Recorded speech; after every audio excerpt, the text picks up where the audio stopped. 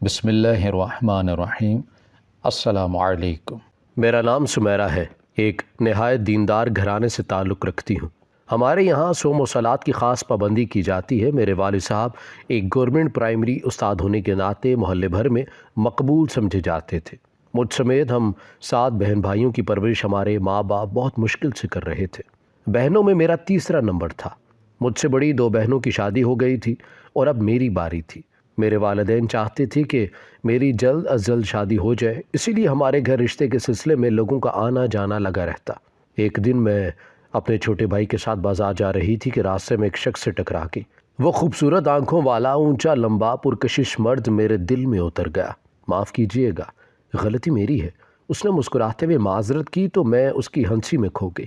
بھائی کے ٹوکا دینے پر جلدی سے ہوش میں آئی اور لا حول ولا قوت پڑھتے ہوئے آگے بڑھ گئی۔ پھر اکثر ہی وہ مجھے نظر آنے لگا، کبھی آپ ہی کے گھر جاتے ہوئے تو کبھی بازار، تو کبھی کبھار گھر کے سامنے کھڑا پایا۔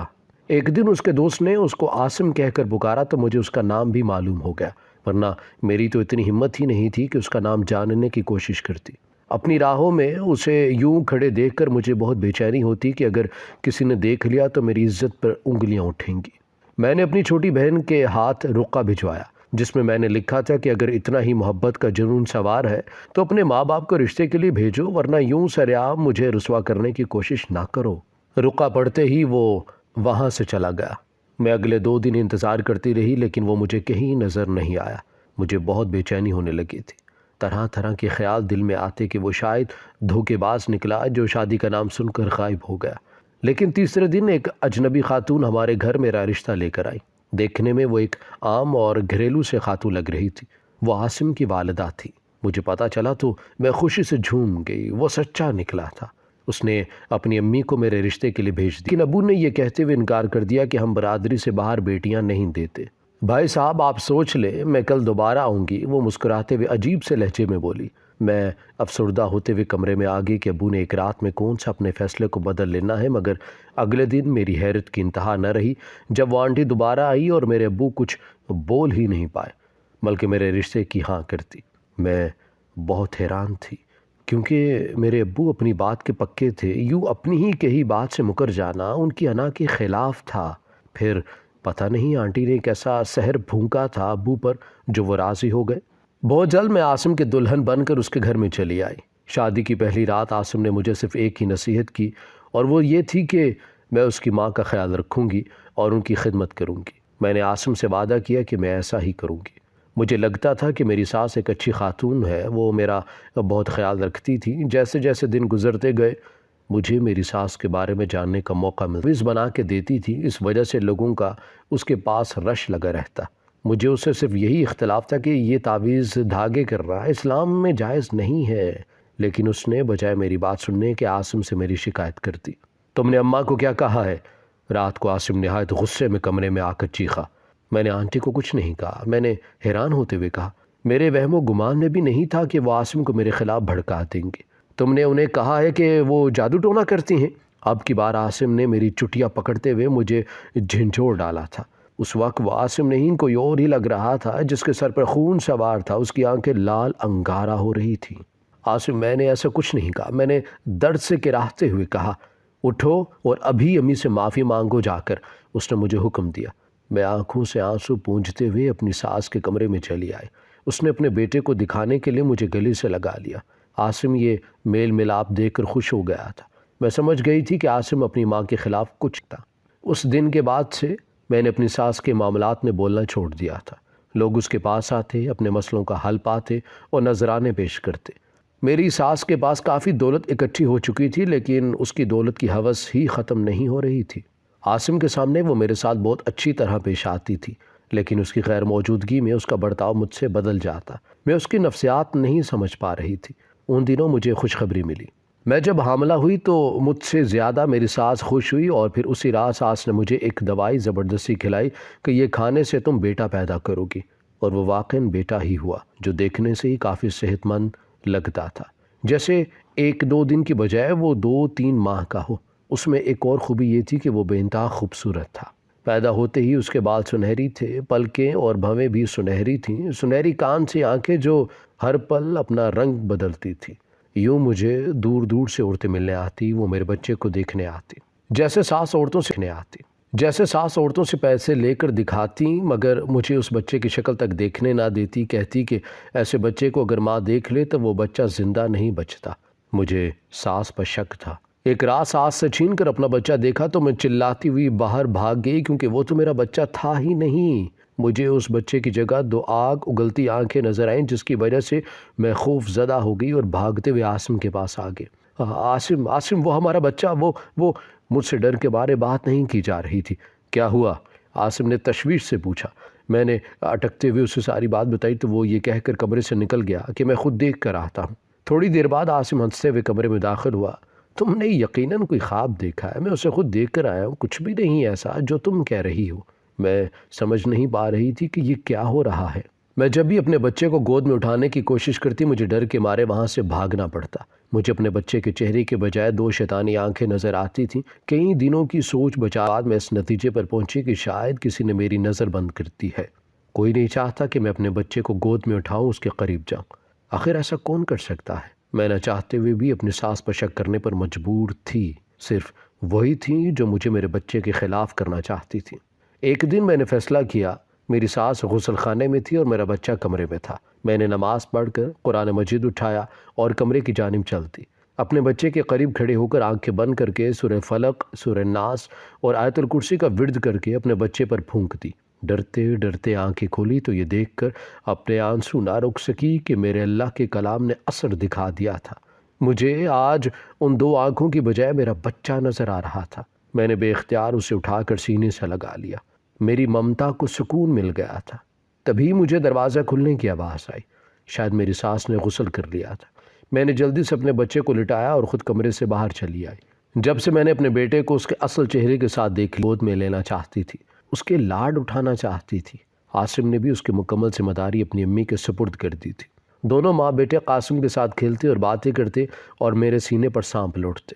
میری ساس نے ہی بچے کا نام رکھا تھا، مجھ سے پوچھنے کی زحمت تک گوارا نہیں کی گئی تھی۔ آخر میں نے اپنی دوست کے مشورے سے ایک مولوی صاحب کے پاس جانے کا ارادہ کیا۔ انہوں نے ساری بات سننے کے بعد جو کہا اس نے میرے ہوش اڑا دیے۔ تمہاری ساس کالا جادو کرتی ہے۔ اس نے تم پر، تمہارے شوہر پر اور تمہارے بیٹے پر کالے جادو کی بندش کر رکھی ہے۔ مولانا صاحب، اس کا کوئی حل تو ہوگا، کوئی راستہ کہ میں اپنے بیٹے اور شوہر کو اس کے چنگل سے بچا سکوں؟ میں نے ان سے درخواست کرتے ہوئے کہا۔ اس پل میں خود کو بہت بے بس محسوس کر رہی تھی۔ میں اپنے شوہر سے بھی یہ بات نہیں کر سکتی تھی، کیونکہ وہ کبھی میرا یقین نہیں کرتا، بلکہ الٹا مجھے گھر سے دھکے دے کر نکال دیتا کہ میں اس کی ماں پر الزام لگا رہی ہوں۔ مولوی صاحب نے مجھے دم کیا ہوا پانی دیا اور کچھ قرآنی وظائف بتائے۔ میں امید کا دامن تھامے گھر چلی آئی۔ اب مجھے اپنا کام کرنا تھا۔ رات کو جب سو گئے تو میں خاموشی سے بستر سے اٹھی اور گھر کے کونے کونے میں دم کیا ہوا پانی چھڑک دیا۔ ساس کے کمرے میں بھی مجھے چھڑکاؤ کرنا تھا۔ میں دبے قدموں سے دروازہ کھولنے کی کوشش کرنے ہی لگی تھی کہ اندر سے بولنے کی آواز آئی۔ میری ساس کسی سے فون پر کچھ کہہ رہی تھی۔ میں نے دروازے کے ساتھ کان لگاتی۔ مجھے عاصم سے کیا لینا دینا، وہ کون سا میری سگی اولاد ہے، مجھے بس میرے علم اور پیسے سے مطلب ہے۔ میں سن کر ششدر رہ گئی۔ مجھے کہہ رہی تھی وہ ناقابل یقین تھا۔ میں نے حیرت کے مارے منہ پر ہاتھ رکھ لیے۔ عاصم اس کی سگی اولاد نہیں تھا؟ پتہ نہیں عاصم کو یہ بات معلوم تھی یا نہیں۔ میں بھاگتی ہوئی کمرے میں آئی۔ عاصم! میں نے سوئے ہوئے عاصم کو جھنجھوڑ کر اٹھا دیا۔ وہ آنکھیں ملتا ہوا اٹھ گیا۔ کیا ہوا؟ اتنی رات کو کیوں اٹھا رہی ہو؟ عاصم، کیا آپ کو معلوم ہے آنٹی آپ کی سگی امی نہیں ہے؟ میں نے ابھی ان کو فون پر کسی سے بات کرتے سنا ہے۔ میں نے جوش سے بتایا۔ میرا خیال تھا کہ وہ یہ بات سن کر میری طرح حیران ہو جائیں گے، مگر اس نے سخت ناگوار لہجے میں کہا، تمہارا دماغ خراب ہو گیا ہے؟ آدھی رات کو تم نے یقیناً کوئی خواب دیکھا ہے۔ نہیں، میں ٹھیک کہہ رہی ہوں، وہ کالا جادو بھی کرتی ہیں۔ اور ابھی الفاظ میرے منہ میں ہی تھے کہ عاصم نے ایک زوردار تھپڑ میرے گال پر رسید کیا۔ میں نے بے یقینی سے عاصم کی طرف دیکھا۔ تمہارا دماغ خراب ہو گیا ہے۔ آئندہ میری ماں کے خلاف ایک لفظ بھی اپنے منہ سے نکالا تو کھڑے کھڑے تمہیں طلاق دے کر گھر سے نکال دوں گا۔ اس نے میرا بازو مڑوڑ کر مجھے بیڈ پر دھکا دیا اور خود غصے سے کمرے سے باہر نکل گیا۔ میں نے ساری رات روتے ہوئے گزاری۔ صبح میری ساس میرے کمرے میں آئی، میری حالت دیکھ کر مسکراتی۔ تو تم میرے بیٹے کو میرے خلاف بھڑکاؤ گی، اسے کہو گی کہ میں کالا جادو کرتی ہوں۔ تم دوبارہ بھی پیدا ہو کر اسے یہ بات کہو گی تو وہ کبھی یقین نہیں کرے گا۔ 20-25 سال پڑھ کر پھونکا ہے اس پر، اتنی آسانی سے تو اسے ہاتھ سے نکلنے نہیں دوں گی۔ ہاں بس غلطی یہ ہو گئی کہ تمہیں بہو بنا لیا۔ تمہارے باپ کو منانے کے لیے بھی عمل کرنا پڑا، بجائے تم میرا احسان مانو۔ تم میرے خلاف ہو گئی ہو۔ تم میرے ساتھ شامل ہو جاؤ، کیونکہ تم میرا بگاڑ تو کچھ سکتی نہیں۔ آپ ٹھیک نہیں کر رہی۔ میں کبھی آپ کا ساتھ نہیں دوں گی، بلکہ آپ کی حقیقت سامنے لے کر آؤں گی۔ میں نے اٹھتے ہوئے اس کی آنکھوں میں دیکھتے ہوئے چیلنج دیا۔ وہ مجھے تنزیہ انداز سے دیکھتے ہوئے چلی گئی۔ میرے لیے یہ وقت بہت کڑا تھا۔ عاصم کا رویہ بھی مجھ سے ٹھیک نہیں تھا، اور میری ساس مجھے میرے بیٹے کی شکل بھی دیکھنے نہیں دیتی تھی۔ عاصم بھی اس معاملے میں اسی کا ساتھ دیتا۔ میں نے عاصم سے معافی مانگی، تب کہیں جا کر اس کا رویہ ٹھیک ہوا۔ دن گزرتے گئے اور آہستہ آہستہ میرے عاصم سے تعلقات اچھے ہو گئے۔ اب میں نے بھی اپنی ساس کی طرح کرنا شروع کر دیا۔ عاصم کے سامنے اس سے اتنے اچھے سے پیش آتی کہ عاصم پچھلی سب باتیں بھول جاتا۔ مولوی صاحب کے دم کی وجہ سے میں اپنے بیٹے کو اب اکثر گود میں اٹھا لیتی تھی۔ یہ میری پہلی جیت تھی۔ مجھے اب اگلا قدم بہت سوچ سمجھ کر اٹھانا تھا۔ ایک صبح میں نے پیار سے عاصم کو مخاطب کیا۔ عاصم اداس ہو رہی تھی، وہ اپنے رشتہ داروں کو یاد کر کے رو رہی تھی۔ کیا؟ امی رو رہی تھی؟ تم نے مجھے پہلے کیوں نہیں بتایا؟ میں ابھی جا کر امی کو دیکھتا ہوں، عاصم پریشانی سے کہتے ہوئے اٹھا۔ میں نے اس کا بازو پکڑ کر دوبارہ بٹھا دیا۔ آپ کو ان کو تسلی دینے کے بجائے ان کے لیے کچھ کرنا چاہیے، میں نے پلان کے مطابق کہا۔ کیا مطلب؟ مجھے کیا کرنا چاہیے؟ عاصم نے الجھن میں پوچھا۔ اپنی ماں کے لیے تو وہ ہر حد سے گزر جانے کو لیے تیار رہتا تھا۔ دیکھیں، آپ کی امی اب اس عمر میں ہے جہاں پچھلی زندگی اور بچھڑے ہوئے رشتہ دار انسان کو بہت یاد آتے ہیں۔ آپ کو چاہیے کہ آپ ان کے رشتے ان کو لوٹائیں۔ ایک بیٹا ہونے کے ناطے یہ آپ کا فرض بنتا ہے کہ اپنی ماں کی اداسی دور کریں۔ میں نے عاصم کی دکھتی رگ کو چھیڑتے ہوئے ہمدردی جتائی۔ میرا تیر نشانے پہ لگا تھا۔ تم ٹھیک کہہ رہی ہو، میں آج ہی امی سے ان کے رشتہ داروں کا پتہ پوچھتا ہوں، عاصم نے جوش سے کہا۔ ارے نہیں، آپ ان کو سرپرائز دیجئے گا۔ امی کو اس بات کا پتہ نہ چلے کہ آپ ان کے رشتہ دار ڈھونڈنا چاہتے ہیں۔ جب سب مل خوش ہوں گی۔ میں نے کچھ دیر میں عاصم کا مکمل قائل کر لیا تھا۔ میری ساس کے کمرے میں ایک صندوق تھا جس کے نزدیک جانے کی کسی کو بھی اجازت نہیں تھی۔ عاصم نے زندگی میں پہلی بار شاید اپنی ماں کی نافرمانی کی تھی۔ اس نے اس صندوق کو اپنی ماں کی غیر موجودگی میں کھول کر ایک پرانی اور بوسیدہ سی ڈائری برآمد کر لی تھی۔ ڈائری پہ عجیب و غریب آڑی ترچھی لکیریں بنی ہوئی تھیں۔ پتہ نہیں کس زبان میں کیا لکھا ہوا تھا، ہم دونوں ہی نہ سمجھ پائے۔ میں پریشان تھی کہ اب کیا ہوگا۔ مجھے پوری امید تھی کہ شاید اس ڈائری سے کچھ معلومات مل جائے، مگر ایسا نہیں ہوا تھا۔ عاصم، آپ کو اپنے بچپن اور باقی رشتہ داروں کے بارے میں کچھ یاد کیوں نہیں ہے؟ میں نے جھنجھلا کر عاصم سے سوال کیا۔ میرا 5 سال کی عمر میں ایکسیڈنٹ ہو گیا تھا اور اس میں میری یادداشت چلی گئی تھی، اس لیے مجھے کچھ بھی یاد نہیں۔ بس گاؤں کا نام معلوم ہے، وہ بھی اس لیے کہ امی اکثر بڑبڑاتی رہتی تھی، عاصم نے سادگی سے جواب دیا۔ مجھے عاصم کی اس بات پر بالکل یقین نہیں آیا۔ مجھے پکا یقین تھا کہ اس عورت نے کالے جادو سے عاصم کی پچھلی زندگی اس کے ذہن سے مٹا دی تھی، لیکن ابھی میں یہ بات نہیں کہہ سکتی تھی جب تک میرے پاس ثبوت نہ آ جاتے۔ اگلے روز ہم جھوٹ بول کر گھر سے نکل آئے۔ ہمارا ارادہ میری ساس کے آبائی گاؤں جانے کا تھا۔ میں نے سفر سے پہلے نماز اور قرآن مجید پڑھ کر اللہ سے اپنے مقصد کی کامیابی کے لیے دعا مانگی تھی۔ تقریباً 5 گھنٹے کے سفر کے بعد ہم گاؤں پہنچے۔ عاصم اور میں گاڑی سے اتر کر پیدل ہی آگے بڑھنے لگے۔ ایک دروازہ کھٹکھٹایا تو ایک عمر رسیدہ شخص باہر نکلا۔ السلام علیکم چچا، مجھے شمس الدین صاحب کے گھر کا پتہ بتا سکتے ہیں؟ عاصم نے اپنی امی کے ابو کا نام لیا۔ وہ شخص تھوڑا حیران نظر آیا۔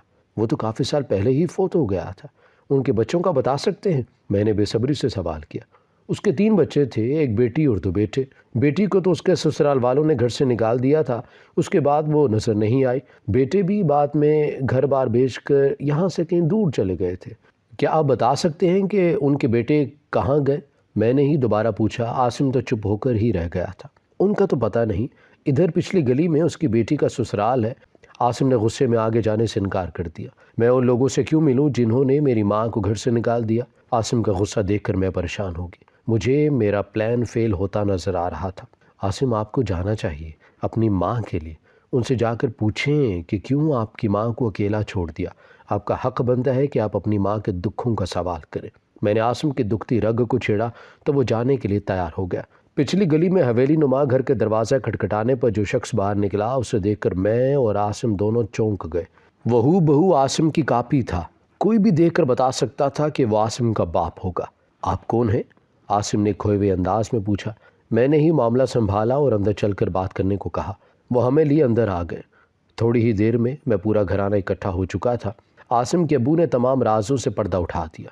انہوں نے عاصم کو دیکھتے ہوئے بتاتے ہوئے کہا، جس عورت کو تم اپنی ماں کہتے ہو وہ عورت یہاں اس گھر کی بہو ہوا کرتی تھی، جہاں آرا ہماری پھپھی کی بیٹی تھی۔ وہ مجھے پسند کرتی تھی اور مجھ سے شادی کرنا چاہتی تھی، مگر میں اپنی خالہ زاد کو پسند کرتا تھا، اس لیے اسے شادی کے لیے انکار کر دیا۔ جہاں آرا نے اس انکار کو اپنی انا کا مسئلہ بنا لیا، وہ عاملوں کے پاس جانے لگی، مجھ پر اور میری منگیتر پر جادو ٹونا کرنے لگی۔ ہمیں تب تک اس کے بارے میں کچھ علم نہیں تھا کہ وہ کیا کرتی پھر رہی ہے۔ پھر اس نے مجھ سے بدلہ لینے اور میرے نزدیک آنے کے لیے میرے چھوٹے بھائی سے شادی کر لی۔ اتنا بتا کر وہ رکے، پھر آنکھوں سے آنسو صاف کرتے ہوئے دوبارہ بتانے لگے، تم جہاں آرا کے بیٹے نہیں ہو، وہ تمہاری ماں نہیں ہے، تم میرے بیٹے ہو۔ تمہاری ماں کا انتقال تو تمہاری پیدائش پر ہی ہو گیا تھا۔ جہاں آرا کے جادو ٹونوں نے اسے قبر تک پہنچا کر دم لیا۔ عاصم یہ سب سن کر چلاتا ہوا کھڑا ہو گیا، بس کر دے، آپ جھوٹ کہہ رہے ہیں، وہی میری ماں ہے، آپ سب جھوٹے ہیں، آپ جھوٹ بول رہے ہیں، مجھے میری ماں کے خلاف بھڑکا رہے ہیں۔ حقیقت تو یہ ہے کہ آپ لوگوں نے میری ماں کو دھکے دے کر گھر سے نکالا تھا۔ یہ سچ ہے، ہم نے اسے حقیقت پتہ چلی، عاصم کے ابو نے بے بسی سے بتایا۔ عاصم نے مجھے اشارہ کیا، چلو نکلو یہاں سے۔ میں نے عاصم کے آگے ہاتھ جوڑ دیے کہ خدا کے واسطے ان کی پوری بات تو سن لے۔ نہ چاہتے ہوئے بھی عاصم کو بیٹھنا پڑا۔ میں نے انکل کو باقی باتیں بتانے کو کہا۔ میری بیوی کی وفات کے بعد میرے چھوٹے بھائی کی طبیعت بھی خراب رہنے لگی۔ جہاں آرا کا ارادہ تھا کہ وہ میرے بھائی سے چھٹکارا حاصل کر کے دوبارہ مجھے حاصل کرنے کی کوشش کرے۔ ہمارے گھر کی فضا اس کے کیے گئے جادو کے اثرات سے عجیب سی ہو گئی تھی۔ پریشانی نے ہمارے گھر کا راستہ دیکھ لیا تھا۔ میرے دور کے ماموں عالم دین تھے، وہ ہمارے گھر آئے تو بھانپ گئے کہ اس گھر کو کالے جادو نے اپنی لپیٹ میں لے لیا ہے۔ ان کے کہنے پر میں نے جہاں آرا کا پیچھا کرنا شروع کر دیا اور بہت جلد حقیقت کھل کر سامنے آ گئی، جس کے بعد امی نے اسے گھر سے نکال دیا۔ تب تک تم 5 برس کے ہو چکے تھے۔ ایک دن اس نے موقع پا کر تمہیں اغوا کر لیا اور پھر ہمیشہ ہمیشہ کے لیے غائب ہو گئی۔